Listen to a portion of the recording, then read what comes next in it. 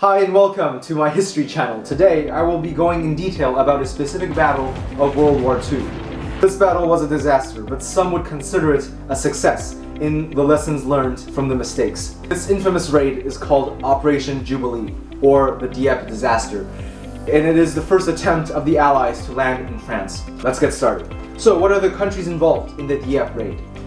Well, on the Allied side we have Canada, the UK, Free France, the US, Poland, and Czechoslovakia. On the Axis side, we have Nazi Germany. On the Allied side, we have 10,500 men, 80% of which were Canadian. We have 273 vessels, including ships and landing crafts. We have 74 Royal Air Force squadrons and 6 Hunt-class destroyers, plus a lot of Churchill tanks. On the Axis side, we have 1,500 men, a lot of anti-aircraft guns, a lot of coastal guns, a lot of machine guns, and a lot of fighter aircraft. Now, what exactly was the purpose of this attack? The purpose of the raid was to test the Axis defense and to acquire vital intelligence for future attacks. They also wanted to test the newly introduced Churchill tanks on the beaches. In addition, there is also a strong need for a boost in morale in the Allied nations. After 3 years of war, the Allies are in need of some hope. The leaders of the nation expect that a victory would encourage their citizens. Now, how was Dieppe prepared? The planning of Operation Jubilee started right after the evacuation at Dunkirk and after the introduction of new amphibious technology. The battle was planned to have 6 beaches, in addition to the 4 well-known, Orange and Yellow Beach. What happened during the landing?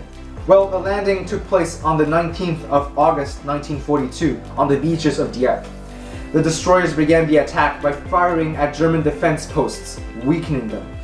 What happened on Yellow Beach? Well, what happened on Yellow Beach would later prove to be fatal for the whole operation. See, the landing crafts clashed with a German convoy quite early during the raid. The Allied destroyers noticed the clash but mistook it for fire from the shores and did nothing to help. Some of the troops managed to land on the beach, but quickly retreated. None of the goals at this beach were achieved. On Blue Beach? The incident at Yellow Beach alerted the Germans about the potential attack, and the German machine guns and batteries at Blue Beach were ready for the Allies. To make matters even worse, the attack itself was delayed, and the supported fire from the destroyers were cut short. A few of the troops managed to get to the shore, but were all annihilated. The whole Canadian regiment was completely wiped out, and they were either captured or killed. How were things looking at Dieppe itself? The destroyers were shelling the shores as the small boats made their landing. The soldiers landed first and were supposed to be supported by the new Churchill tanks, which arrived late. Total carnage was occurring on the beaches, and the tanks which managed to arrive on the shores at last were completely stuck in the rubble and the pebbles on the shore. Everyone who made it to shore never got back alive. It was the same on both beaches, and all who landed were either captured or killed. On Green Beach, what was happening? Some of the troops have made it to shore without being seen by the German forces. However, others were unfortunately carried by the current to the other side of the River Sea. They had to cross a single bridge which the Germans defended vigorously. Some made it across but were incapable of reaching their target and retreated, causing more casualties and losses. What happened on Orange Beach? Well, on Orange Beach there were some 50 US Rangers within the troops. Their goal was to neutralize a coastal battery, which they accomplished with ease. They left the beach right on schedule after acquiring vital intelligence. This was the only success of the whole Dieppe raid, and most of the men who landed on Orange Beach returned home safely. What was the outcome of the raid? Well, in total, approximately 3,000 men of the 10,500 were captured. As everyone can imagine, the raid was a complete disaster, and the Canadians were the ones who got the worst of it.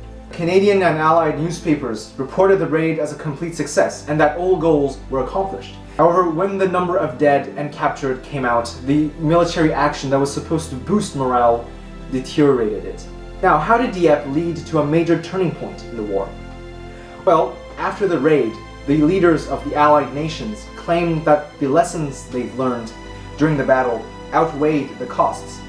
The strategies were modified and officials spent more time in the planning of operations. The developed tactics would then be applied on one of the most important events in World War II history, D-Day, which deserves its own video. This is the end of my presentation about the Dieppe raid. I hope you enjoyed it. Thank you very much for listening.